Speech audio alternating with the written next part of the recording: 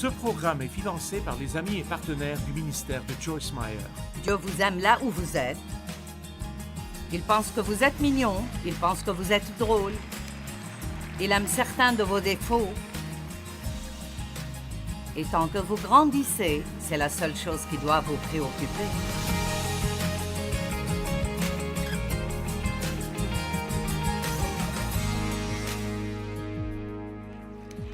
Je prie pour que la parole de cet après-midi soit riche et puissante et exactement ce que vous devez entendre, pour que vous retourniez chez vous, prêt à affronter certaines des choses dont vous devez vous occuper, mais vous le ferez comme Jésus le ferait, au lieu de comme vous le feriez peut-être. Nous allons donc parler aujourd'hui des moyens d'éviter de perdre votre temps. Nous avons un temps limité et vous pensez différemment au temps comme vous vieillissez. Et quand vous vivez environ les 3/4 de votre vie ou les 2/3 de votre vie, vous arrivez au point où vous ne voulez vraiment pas perdre votre temps. Si vous voulez faire quelque chose que vous n'avez pas encore fait, vous voulez le faire, mais vous ne voulez pas perdre votre temps, je vous recommande de ne jamais perdre votre temps, et cela même quand vous avez 20 ans. Mais ça devient vraiment important pour vous. Plus vous vieillissez, et vous avez peut-être 20 ans maintenant, mais un jour vous aurez 80 ans, et cela se produira plus rapidement que vous ne le pensez. Et je crois que le temps est un don très précieux, et le temps, vous pouvez soit le perdre, soit l'utiliser sagement. Mais qu'importe comment vous passez votre temps, quand il est passé, vous ne pouvez pas le récupérer. Je veux que vous pensiez à cela sérieusement. Si c'est 1 heure, ou 1 semaine, ou quoi que ce soit, si vous passez 3 jours en colère, vous avez totalement perdu ces 3 jours, et vous ne les récupérerez plus jamais. Jamais plus. Dans les premières années de notre mariage, Dave et moi, j'avais toujours un tempérament vraiment incontrôlable. Je me souviens de mes crises de colère assez répétitives. C'est comme ça que j'ai grandi et que j'ai vu mon père agir. Il se mettait en colère jusqu'à ce qu'il obtienne ce qu'il veut. Et donc c'est comme ça que j'agissais. Et je me souviens que Dave m'avait dit un jour, il a dit « Ne serait-ce pas horrible si Jésus revenait aujourd'hui et tu passais le dernier jour de ta vie sur cette terre en colère ?» Et cela m'a vraiment fait réfléchir. Il y a tellement de choses que nous faisons qui sont une perte de temps totale. Elles ne font aucun bien du tout. Alors je vais partager quelques trucs avec vous et je suis sûre que vous pourrez probablement en inventer d'autres vous-même. Mais que diriez-vous si nous nous engageons à commencer à investir notre temps plutôt que de le perdre parce que nous ne voulons pas arriver à la fin de notre vie en n'ayant que des regrets? C'est l'une des choses les plus tristes qui puissent arriver à une personne, c'est qu'il soit trop tard pour revenir en arrière et faire ce que vous aimeriez avoir fait et auriez dû faire, et finir par regretter votre façon de vivre sans pouvoir la réparer. Donc, la première chose qui est une perte de temps totale est ce que la Bible appelle des œuvres mortes. Maintenant, Dieu veut que nous fassions de bonnes œuvres, mais il veut que nous évitions les œuvres mortes. Donc, quelles sont les œuvres mortes? Eh bien, les œuvres mortes sont notre énergie qui essaye de faire ce que seul Dieu peut faire. Savez-vous combien c'est difficile d'essayer de faire que quelque chose arrive, que seul Dieu peut faire arriver? Et plus vous essayez de le faire, plus le désordre que vous causez est grand. Quelqu'un a-t-il jamais expérimenté cela? Nous le voyons clairement avec Abraham et Sarah. Quand ils voulaient avoir un enfant et Dieu leur avait fait une promesse, et c'était une promesse qu'il était impossible d'accomplir sans Dieu, parce qu'ils étaient tous deux bien au-delà de l'âge de procréer. Abraham avait 100 ans. Sarah était proche de cela, près de 90 ans, elle avait passé l'âge de procréer. et ils n'avaient jamais eu d'enfants. Dieu leur avait promis qu'ils en auraient, mais ils en avaient marre d'attendre. Quelqu'un ici est-il fatigué d'attendre? Donc, ils en ont eu marre d'attendre cette promesse, surtout Sarah. Mais c'était aussi la faute d'Abraham parce qu'il suivit son conseil. Parfois, vous devez suivre le conseil de la femme, mais parfois vous devez dire non, car nous pouvons parfois avoir tendance à être un peu émotifs. Et donc, je suppose qu'un jour, Sarah était vraiment fatiguée d'attendre et elle a eu une idée brillante. Vous savez ce qu'est une idée brillante? C'est quand vous faites « Ah, c'est ce que je vais faire et ça va marcher. Ah, c'est... » Et alors nous disons même « C'est ce que Dieu veut que je fasse. » Vous savez, Dieu nous parle à travers nos pensées, mais chaque pensée que vous avez n'est pas Dieu. Et donc, parfois, vous devez attendre et prier un peu plus avant de suivre la première pensée qui vous vient à l'esprit. Alors, elle a eu cette idée brillante qu'elle donnerait sa servante à son mari pour qu'elle devienne sa femme secondaire. Combien d'entre vous savent déjà que c'est stupide? D'accord, je veux dire, c'était voué à tourner mal avant de commencer. Et comme elle pouvait avoir des enfants, elle souhaitait que son mari ait des relations sexuelles avec elle, qu'elle tombe enceinte et qu'elle prenne cet enfant comme le sien. Eh bien, Abraham a écouté ce qu'elle a dit et l'a fait. Et bien sûr, elle est tombée enceinte. Et dès qu'elle est tombée enceinte, elle a eu une mauvaise attitude envers Sarah. « Non, non, non, non, je suis enceinte et tu ne l'es pas. » Je ne sais pas si c'est exactement ce qui s'est passé, mais c'est très proche. Eh bien, alors, Sarah s'est fâchée parce que Agar avait une mauvaise attitude. Elle a accouché et elle et Sarah ne se supportaient plus après cela. Et alors, Sarah est ensuite allée chez Abraham et lui a demandé de s'occuper d'Agar. Et il a dit « Occupe-t'en toi-même, c'est ton problème. » Et elle a dit « Non, fais-le toi-même. » Elle l'a blâmé, il l'a blâmé, et le résultat n'était rien d'autre que des problèmes. Eh bien, nous pouvons lire leur histoire et dire « C'est bête. » Mais combien d'entre nous font exactement la même chose, jour après jour? Lorsque nous voulons quelque chose, nous pouvons trouver 1001 façons d'essayer de la réaliser et de penser que toutes viennent de Dieu. Les œuvres mortes sont des œuvres qui ne fonctionnent pas. J'ai appris à reconnaître ce que la Bible appelle les œuvres de la chair. Peut-être que je ne les reconnais pas à chaque fois et que je ne les reconnais pas aussi vite que je le devrais, mais l'une des choses qui se passe lorsque vous faites les œuvres de la chair, c'est que comme elles ne fonctionnent pas, vous êtes frustré. Vous avez l'impression de pousser, de toujours essayer de faire marcher quelque chose qui ne marche pas. Un petit exemple. Pourquoi ne pas essayer de changer la personne avec laquelle vous êtes marié? Comment ça marche pour vous?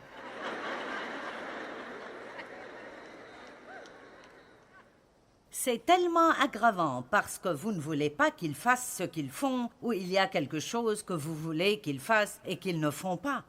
Et alors vous trouvez toutes sortes de façons d'essayer de les convaincre ou de les amener à changer d'avis, et tout ce que vous faites est de vous disputer, et il semble que plus vous essayez de les changer, plus ils deviennent pires. Les gens n'aiment pas être forcés de faire des choses. Personne n'aime être contrôlé. Et la vérité est que si le cœur n'est pas changé, aucun changement ne durera de toute façon. Et Dieu est le seul qui puisse changer un cœur. Donc Dieu est le seul qui puisse réellement changer les gens. Et si vous ne l'avez pas remarqué, nous sommes tous un peu différents. Et beaucoup d'entre vous sont mariés. Si vous êtes marié à quelqu'un qui est votre opposé. Amen. Je veux dire, Dave et moi, nous sommes... Vous ne trouverez jamais deux personnes qui soient aussi différentes que Dave et moi. Et nous sommes mariés depuis 51 ans. Maintenant, certaines décisions ont dû être prises en cours de route, que nous allions tout faire pour que ça marche, et que nous devions tous les deux nous entendre sur l'idée que nous allions cesser d'essayer de nous changer mutuellement.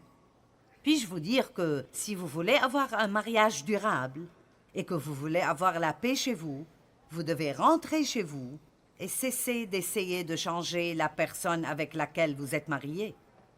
J'ai dit, vous devez rentrer chez vous et...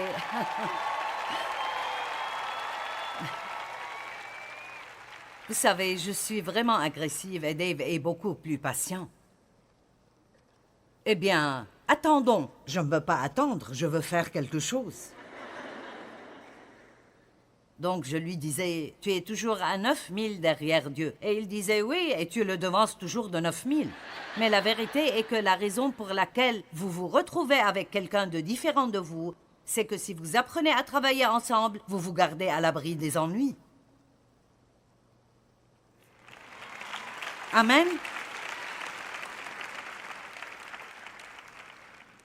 Mais ce qui se passe normalement, c'est que deux personnes se marient ou vous avez de nouveaux amis et cela se produit avec vos enfants. Vous essayez de faire que tout le monde soit comme vous. Et c'est insensé parce que bien souvent, vous ne vous aimez pas et vous essayez de faire que tous les autres soient comme vous et vous ne les aimerez pas plus alors que vous les aimez maintenant. Nous sommes tous différents.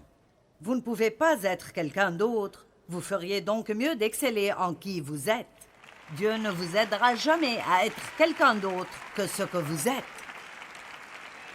Et non seulement cela, vous devez vous aimer et vous apprécier, et non simplement regarder toutes vos faiblesses, mais regarder vos forces et laisser Dieu les utiliser assez fin sur la terre.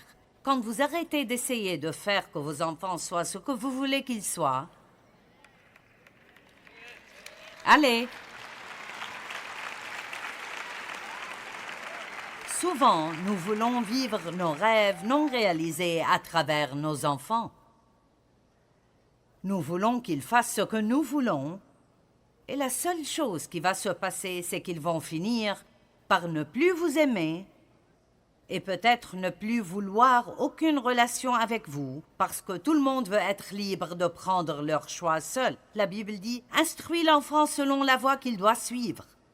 Et la Bible amplifiée dit « selon sa propre personnalité ou son propre penchant ». Éduquez vos enfants comme Dieu le veut et non comme vous le voulez. Eh bien, j'ai élevé 4 enfants et ils sont tous vivants et je le suis aussi. Et je n'ai pas le temps de le faire, mais je pourrais vous raconter des histoires avec chacun d'eux où je pensais que nous ne pourrions jamais nous en sortir. L'une de mes filles en particulier était extrêmement désordonnée, désorganisée, très oublieuse et irresponsable. Je pensais avec certitude que quand elle quitterait la maison, elle se perdrait et ne saurait jamais se retrouver. Et ce qui est si drôle maintenant, c'est cette fille, qui est ma fille aînée, elle s'appelle Laura, elle s'est même donné un titre, elle se nomme la main majeure, car elle me gère à moi et gère ma vie. Elle s'occupe de toutes nos factures, elle fait toutes mes courses, elle fait tellement de choses pour moi et fait un travail si extraordinaire. Elle et moi parlions l'autre jour et elle a dit « Je pense que même pour moi, assumer cette responsabilité et voir que Dieu m'a ointe pour l'assumer m'a vraiment aidé à grandir et même à me sentir mieux dans ma peau. Vous seriez parfois surpris de ce que vous êtes capable de faire si vous preniez simplement un risque et sortiez et tentiez de le faire. Je n'aurais jamais imaginé, même dans mes rêves les plus fous, que Laura serait celle qui s'occuperait de moi parce que je pensais qu'elle ne pourrait même pas s'occuper d'elle-même. Donc je vous le dis pour vous donner de l'espoir pour vos enfants, que peu importe où ils se trouvent, les choses vont sûrement aller beaucoup mieux. Amen.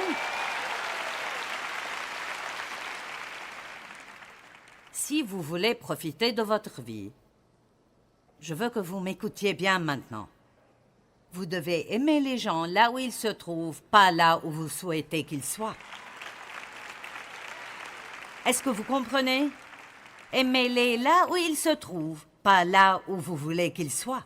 C'est ce que Jésus a fait pour nous. Il nous rencontre là où nous en sommes. Il nous aime là où nous sommes. Et à cause de cet amour inconditionnel, nous y répondons en voulant être tout ce qu'il veut que nous soyons. Si vous donnez aux gens de l'amour et de l'acceptation, ils seront plus susceptibles de vous donner ce que vous voulez que si vous essayez de les forcer tout le temps à changer. Une autre œuvre, je dirais une œuvre de la chair énorme, est d'essayer de se changer soi-même. Cela peut sembler un peu étrange parce que vous entendez la prédication et vous devez faire ceci et cela, et je vous ai dit que vous devez marcher dans le fruit de l'esprit et que vous devez aider les autres personnes, et tout cela est vrai. Mais voici le problème. Si vous essayez de le faire par vous-même, sans impliquer Dieu, vous ne réussirez pas. Les œuvres de la chair sont soit un plan pour essayer de faire se produire dans notre vie quelque chose que Dieu ne nous a pas donné les directives pour faire, ou il peut s'agir de quelque chose que Dieu nous a demandé de faire, mais nous essayons de le faire sans l'aide de Dieu. Et peu importe le nombre de fois où nous avons réussi à faire quelque chose, chaque fois que vous essayez de le faire à nouveau, vous aurez besoin de Dieu. J'ai prêché des milliers et des milliers et des milliers de messages. J'y pensais et je l'ai dit à voix haute. J'ai beaucoup prêché dans ma vie. Je veux dire, ça fait 42 ans que je fais ça, alors ce n'est pas comme si c'était la première fois, mais je peux vous promettre que je ne suis pas venue ici sans demander à Dieu de m'aider. Je ne suis pas venue ici sans m'appuyer sur Dieu et lui faire savoir que ce serait un échec total et un désastre s'il ne se présentait pas. Et donc, peu importe à quel point vous pensez être bon dans quelque chose, le meilleur moyen de mordre la poussière est de commencer à penser que vous pouvez le faire vous-même, sans lui.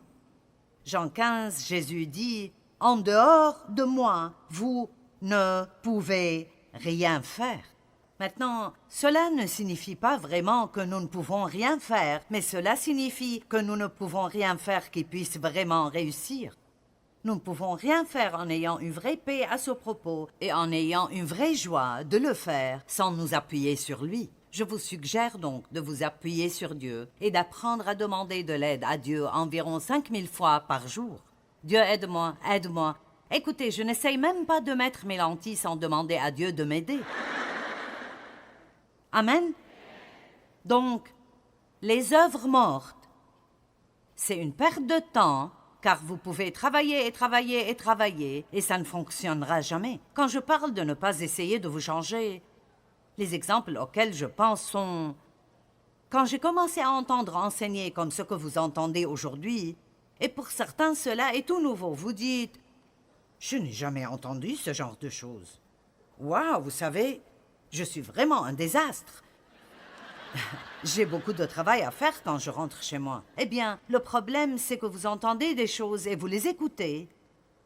Mais vous n'avez pas seulement besoin de rentrer chez vous et essayer d'être vraiment gentil et vraiment doux. Et vous savez, j'ai fait tout cela dans la chair et ça devient presque comique. Une des premières églises de parole où je suis allée, et je veux dire une église qui prêchait vraiment la parole. La femme du pasteur était si différente de moi. Et j'enseignais une étude biblique dans l'église et elle était la femme du pasteur. Elle était si douce et si petite, avec des cheveux blonds et des yeux bleus, et était si soumise à son mari. Et je suis comme un ouragan qui passe. Et je suis plutôt forte et je ne veux pas que quelqu'un me dise quoi faire. Et je suis vraiment audacieuse et elle est vraiment douce. Eh bien, nous avons eu du mal à nous entendre. Je ne sais pas pourquoi, mais c'était difficile. Et ce qui était intéressant est qu'à la fin, nous avons enfin compris que j'essayais de lui ressembler et elle essayait de me ressembler. J'essayais d'être vraiment gentil. J'ai vraiment fait cela. J'ai même essayé de baisser la voix et de parler un peu plus doucement et... Vous savez, d'être un peu plus douce et de marcher un peu plus doucement. Et, vous savez, quelqu'un me disait, est-ce qu'il y a quelque chose qui ne va pas? Vous savez? Et alors je pensais, bien sûr, c'est comme ça que ça marche. Si je suis moi, vous n'aimez pas ça. Si j'essaye d'être ce que vous pensez que vous voulez que je sois, alors vous n'aimez pas ça non plus. Je me souviens d'avoir entendu des messages sur la bouche et le pouvoir des mots et je me disais, c'est fini. Je vais garder ma bouche fermée si c'est la dernière chose que je fais. Et donc, je ne disais littéralement plus rien. Vous voyez, la chair aime toujours les extrêmes. Soit elle ne le fera pas, soit elle en fera trop. Et donc, je parle trop. Maintenant, j'entends un message sur la puissance des mots. Et donc, maintenant, je ne vais pas parler du tout pour m'assurer de ne pas me mettre dans le pétrin. Je me souviens de ces jours et je suis si heureuse parce que Dieu m'a enseigné la grâce et que la grâce est la seule chose qui puisse nous changer. Et donc, si vous voulez faire ce qui est juste et Dieu voit votre cœur et vous lui demandez de vous aider, il vous changera. Il vous changera pendant que vous étudiez la parole et vous passez du temps avec Dieu. Laissez-moi vous dire, si vous voulez que les choses que vous entendez dans vos églises fonctionnent dans votre vie, ce que vous devez faire, et si, par exemple, il y a eu quelque chose qui vous a vraiment marqué et vous dites « j'ai vraiment besoin de ça, j'ai besoin d'être plus stable, j'ai besoin d'être plus indulgent, je n'ai pas besoin de me mettre en colère si facilement. » Prenons la colère comme exemple. Donc, au lieu de rentrer chez vous et d'essayer de ne pas vous mettre en colère, vous devez commencer à étudier vraiment la parole sur la colère. Ne pensez pas que puisque vous avez entendu un sermon, vous allez rentrer chez vous maintenant et comme par magie, ce problème disparaîtra, car je peux vous promettre que Satan vous tentera. Et si ce n'est que ça, il vous donnera des circonstances très spéciales, juste pour vous tenter. Et voici ce qui se passera. Vous échouerez si vous essayez de le faire vous-même, puis le diable vous dira, vous voyez, aller à cette réunion ne vous a fait aucun bien. Le diable est quoi? Un menteur. C'est tout ce qu'il sait faire. Nous devons apprendre à discerner ces mensonges. Donc, rentrez chez vous et dites, Dieu, c'est une chose dans laquelle je veux vraiment grandir. Et j'ai besoin de ton aide. J'ai besoin de ton aide. Je ne peux pas le faire moi-même. Mon cœur désire vraiment changer, mais je ne peux pas le faire sans toi. Et je vais m'en tenir à ça jusqu'à ce que j'ai la victoire. Ainsi, vous trouvez 6, 7 écritures qui parlent de la colère. Vous les lisez, vous les étudiez. Vous les lisez suffisamment pour vous en rappeler. Vous passez du temps avec Dieu concernant cette chose en particulier. Je dis toujours que la parole de Dieu est comme une armoire à pharmacie. Et si vous avez mal à la tête, vous ne mettez pas un pansement. Et si vous êtes colérique, étudier la prospérité ne vous aidera pas. Vous devez étudier des sujets spécifiques pour des problèmes spécifiques. C'est comme prendre des médicaments pour votre âme.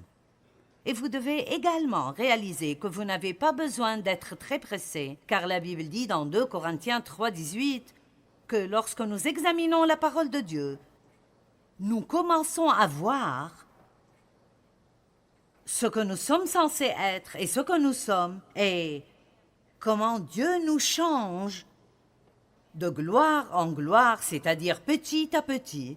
Et cela se produit par l'Esprit de Dieu, pas par ma propre détermination, ni par ma propre volonté, mais Dieu nous change parce qu'il voit notre cœur et nous faisons les choses comme il faut. Et s'il y a 50 personnes, elles seront peut-être toutes dans un lieu différent de maturité spirituelle dans leur vie. Mais lorsque Jésus reviendra, tout le monde sera rapidement complété et sera ce que nous sommes supposés être. Vous n'êtes pas obligé d'être arrivé, vous avez juste besoin d'être en chemin. Amen. Nous perdrons notre temps lorsque nous essayons de faire ce que seul Dieu peut faire dans nos vies. Quand nous lui faisons confiance, il peut nous changer et nous rendre très féconds. Et sa force et sa paix nous appartiendront. Nous allons profiter du voyage de la vie.